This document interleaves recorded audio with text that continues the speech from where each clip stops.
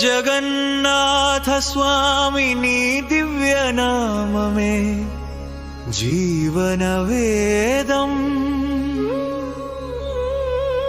కలియుగ దైవం కదలి వచ్చెనే భక్తుల బాధల బాపుట కొరకే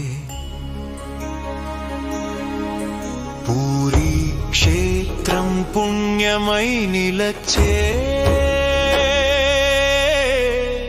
దీనుల పాలిటి దైవం నీవే జగన్నాథ స్వామి నీ దివ్య నామమే జీవన వేదం శ్రీకృష్ణ రూపం స్థిరమై నిలిచితివి. ఒకసారి జగన్నాథ క్షేత్రాన్ని చూసి వచ్చారనుకోండి, మీలో చాలా మంది జగన్నాథ క్షేత్రం చూసిన వాళ్ళే.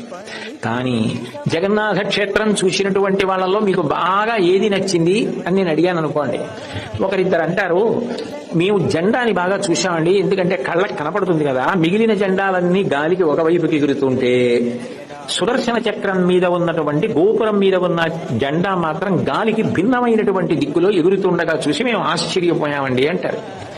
నేను ఇప్పుడు మీకు ఇంకొక విషయం చెప్పాను అనుకోండి, 45 అంతస్తులు పైకెక్కి జెండా ఎగరేయాలి. 45 అంతస్తుల పైకి ఎక్కి జెండా ఎగరవేసేటప్పుడు చేతిలో ఏ విధమైనటువంటి పట్టు కానీ ఆధారం లేకుండా కానీ ఎక్కుతారు 45 అంతస్తులు. మీరు ఆ జెండా ఎగరేయడానికి ఎక్కడం చూడాలి, అసలు ఎలా ఎక్కుతారు. అలా ఎక్కి అంత పెద్ద జెండాని కడతారు, కట్టి మళ్ళీ కిందకి దిగిపోతారు. ఆ జెండా ఒక రోజు కట్టలేదనుకోండి పూరిలో, ఇక కొన్ని